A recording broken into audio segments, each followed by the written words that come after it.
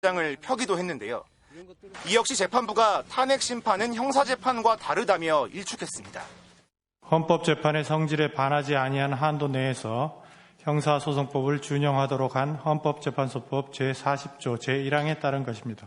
이러한 모든 사정을 종합하여 재판부의 평의를 거쳤음을 알려드립니다. 탄핵 심판 과정에서 이미 정리가 끝난 내용들을 여당이 새로운 논란거리인 것처럼 다시 꺼내든 겁니다. 오세훈 서울시장은 윤 대통령이 구속 상태에서 제대로 방어권을 행사하지 못했으니 헌재가 다시 변론을 열어야 한다는 주장도 폈는데요. 2차례 변론 준비 기일과 11차례 변론 기일이 진행된 탄핵 심판 과정에서 윤 대통령은 모두 8차례 심판정에 나와 변론을 펼쳤습니다. 직접 김용현 전 국방장관을 신문하기도 했고 본인 의견 진술을 통해 별다른 제약 없이 증인 발언을 반박하며 자신의 주장을 폈습니다. 최후 진술은 시간 제한도 없이 주어졌고 여기서 윤 대통령은 1시간 8분 동안 발언했다는 점에서 방어권이 제대로 보장되지 않았다는 주장은 근거가 부족합니다. 알고 보니 이준범입니다. 이런 가운데 평의를 제기한 헌법재판소는 윤 대통령 구속 취소와 무관하게 탄핵 심판의 본질인 비상계엄 선포와 위헌성과 그 중대성을 따지며 조만간 선고를 할 것으로 보입니다. 유서영 기자가 보도합니다. 헌법재판소 정문앞, 윤석열 대통령 지지자들이 헌재를 압박하는 발언을 쏟아냈습니다. 윤 대통령 측 대리인들도 나왔습니다. 대통령께서 비상계엄을 선포하신 것도 결국은 우리 국민들을 지키기 위해서였습니다. 윤 대통령 측은 변론이 졸속이라며 방어권을 제대로 보장받지 못했다고 주장합니다. 법기술을 총동원해 형사재판에서 구속 취소 결정을 받아내자 탄핵 심판에서도 절차적 문제에 대한 공격 수위를 높이고 있습니다. 하지만 법으로 정해진 탄핵 심판 절차를 무시한 건 윤 대통령 본인입니다. 윤 대통령은 변론 준비 기일 전 헌재가 보낸 문서를 여러 차례 받지 않았고 출석 의무가 있는 첫 변론도 불참했습니다. 재판관 기피 신청을 하며 재판 지연 전략도 썼습니다. 심리 속도가 너무 빠르다고 헌재 탓도 했습니다. 하지만 박근혜 전 대통령 탄핵 심판과 비교하면 오히려 속도가 더딥니다. 박 전 대통령 때는 한 주에 많게는 3차례 변론도 진행했지만 윤 대통령의 경우 주 1에서 2회에 그쳤습니다. 윤 대통령이 방어권을 제대로 보장받지 못한 것도 아닙니다.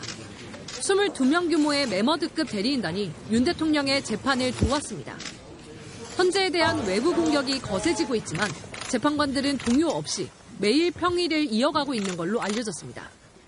탄핵 심판 쟁점이 박 전 대통령 때보다 상대적으로 적고 단순해 헌재의 결론이 이미 윤곽이 잡혔을 거라는 관측도 나옵니다. 전례에 비추어보면 오는 14일, 이번 주 금요일 선고가 유력합니다. 헌재 관계자는 윤 대통령의 형사재판 구속 취소가 탄핵 심판에 영향이 없을 거라고 했습니다. 윤 대통령 측이 여론전에 나서더라도 헌재의 시간은 헌재의 시간대로 흘러갈 거라는 겁니다. 대통령 탄핵 심판 사건의 중대성과 윤 대통령 석방 이후 혼란을 최소화하기 위해 헌재가 선고에 속도를 낼 가능성도 제기됩니다. MBC 뉴스 유서영입니다. 윤 대통령을 석방한 걸 두고 검찰에 대한 비판 여론이 수그러들지 않고 있습니다. 법조팀 박솔립 기자에게 더 물어보겠습니다. 자, 박 기자. 일단 수사팀 반발이 아직 이어지고 있다는 소식이 있던데 이게 사실입니까? 네, 검찰 내부에서도 논란이 번지고 있다는 소식은 앞서 리포트에서 전해드렸고요. 즉시 항고하겠다고 했던 수사팀 반발도 여전한 것으로 취재됐습니다. 수사팀 내부에서는 기소 당시부터 혹시 몰라서 최대한 보수적으로 계산한 건데 법원이 갑자기 관행을 바꾸는 결정을 하면서 모든 책임이 수사팀으로 돌아온다는 겁니다. 사안의 중대성이나 증거인멸 우려 같은 윤 대통령의 구속 사유는 여전하니까 재판부가 구속 취소를 결정했더라도 이론상으로는 재판부가 재구속을 직권으로 명령하면 되는 것 아니냐는 말까지 수사팀 내부에서 나왔는데요. 물론 심우정 검찰총장 등 대검 수뇌부가 석방 지휘를 압박하더라도 즉시 항고권을 썼어야지 여론이 좋지 않으니까 이제 와서 법원 탓을 하냐 수사팀도 비판을 받을 여지가 커 보입니다. 이대로라면 형사재판이 장기화될 우려가 큽니다. 일단 현재로서 윤 대통령 재구속할 수 있는 방법이 없는 까닭인데요. 만약 헌재 탄핵 심판에서 윤 대통령이 파면돼 불소추 특권이 사라진다면 내란 우두머리가 아닌 다른 혐의로 구속영장을 청구할 수 있습니다. 검찰이 항고를 포기하면서 운신의 폭까지 좁혀놓을 거라고 볼 수 있습니다. 자, 이미 늦었지만 거창하게 법불 악의까지는 아니더라도 스스로 앞뒤가 좀 맞으려면 총장한테 입장 표명 정도는 할 수 있을 것 같은데 말이죠.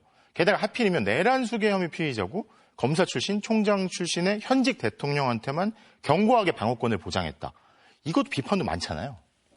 네, 오전까지 잠잠했던 검찰 내부망에서도 이야기들이 나오고 있습니다. 수사팀 반발에도 석방 지휘를 했던 심우정 검찰총장에 대한 비판이 이어지고 있는 건데요. 그동안 법원 결정에 기계적으로 불복하다시피 해왔는데 하필 윤석열 대통령 앞에서는 그렇지 않았다는 겁니다. 공정과 거리가 멀다는 겁니다. 한 부장검사는 검찰의 역할은 법을 판단하는 게 아니라 있는 법을 적용하는 것이라고 말하면서 심 총장을 직격했습니다. 또 통상 시정 잡배 사건에서 어떻게 법 적용을 했는지를 보면 검찰의 기준을 알 수 있다고도 했는데요. 검찰이 최고 권력자인 대통령 사건에서 갑자기 법원 결정을 존중하고 인권을 얘기하는 기관이 됐다며 내부에서도 비판이 터져나오고 있습니다. 네, 박솔립 기자 잘 들었습니다.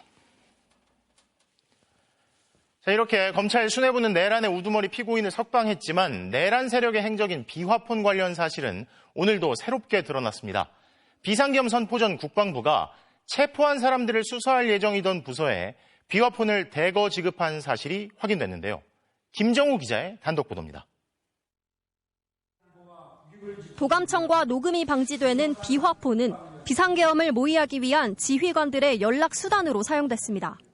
대통령께서 비화폰으로 제게 직접 전화를 하셨습니다. 빨리 문을 부수고 들어가서 안에 있는 인원들을 끄집어내라.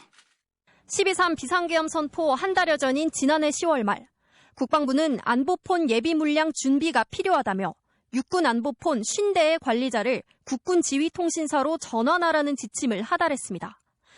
2주 뒤 이번엔 육군 안보폰 139대의 관리자를 통신사로 전환하라는 지침을 내려보냅니다. 그렇게 통신사에 모인 안보폰은 총 189대. 어디로 흘러갔는지 찾아봤습니다. 공교롭게도 계엄을 일주일 앞두고 계엄을 직접 지휘한 국방부의 40대, 합참에 15대가 지급됐습니다. 방위사업청과 국방과학연구소인 ADD에 각각 17대, 9대를 보냈고 50대는 예비로 남겨뒀습니다. 가장 많이 나눠준 곳은 수사단이었습니다. 국방조사본부 수사단과 육해 공군, 해병대 수사단까지 총 58대가 수사 담당 부서로 흘러갔습니다. 조사본부 지구수사대장 등 소령급 수사관과 4급 군무원들까지 비화폰을 받았습니다. 수사관들이 출동을 해가지고 국회의원이나 선관위원들을 체포, 구금, 그리고 수사하기 위해서 비화폰을 지급한 것이다. 이런 충분한 의혹이 있다. 국방부는 이미 비화폰을 확대 보급 중이었고 올해는 지난해보다 4,000대가 많은 비화폰을 지급할 예정이었습니다. 그런데도 육군이 쓰던 안보폰까지 걷어 나눠줘야 할 급한 사정이 있었던 겁니다. 국방부는 오물풍선 낙하 등 국방 현안과 군 수사정보 외부 유출 피해 방지를 위한 지급이었다며 계엄 준비와는 무관하다고 설명했습니다. 오물풍선이나 군사 기밀을 다루는 직책자들이 아닌 인원이 다수 포함되어 있는 것 같은데 1주 전에 대거로 관리 전환했다는 것은 아주 이례적인 상황입니다. 이례적인 비화폰 재배치가 비상계엄과 어떤 관련이 있는지 철저한 조사가 필요해 보입니다. MBC 뉴스 김정우입니다. 이뿐만이 아닙니다. 전 정보사령관 노상원 씨는 민간인인데도 내란 당시 비화폰을 쓰고 있었죠. 대통령과 직접 통화가 가능하도록 설정되어 있는 비화폰이었는데요. 하지만 여기에 대한 수사는 심우정 총장의 검찰이 경호처에 대한 강제 수사를 가로막으면서 시작도 못한 상태입니다. 이덕영 기자입니다. 김영현 전 국방부 장관과 민간인 노상원 씨는 내란 준비와 실행 과정에서 비화폰을 썼습니다. 이때 쓴 노상원 씨의 비화폰은 대통령과 직접 통화가 가능한 것이었습니다. 대통령 경호처에서 제공한 것이기 때문입니다. 군검찰의 공소장에 따르면 비상계엄 선포 하루 전인 지난해 12월 2일 오전 김 전 장관은 김성훈 경호처 차장에게 직접 비화폰을 요청합니다. 김성훈 차장은 그날 저녁 비화폰을 전달했고 김영현 장관은 이 비화폰을 곧바로 노상원에게 줬습니다. 비화폰 요청에서 제공까지 하루도 걸리지 않았습니다. 노상원의 비화폰 사용자명은 테스트 예 그룹. 이렇게 테스트 그룹으로 설정된 이 비화폰은 윤석열 대통령과 경호처장, 국방부 장관 등 6명과 통화가 가능했습니다. 노상원 씨가 윤석열 대통령과 비화폰으로 직접 통화했을 가능성을 배제할 수 없습니다. 군검찰의 공소장에 명시된 이런 내용을 경호처는 부인했습니다. 테스트 예 이런 식으로 있지 않습니까? 저런 방식으로는 없습니다.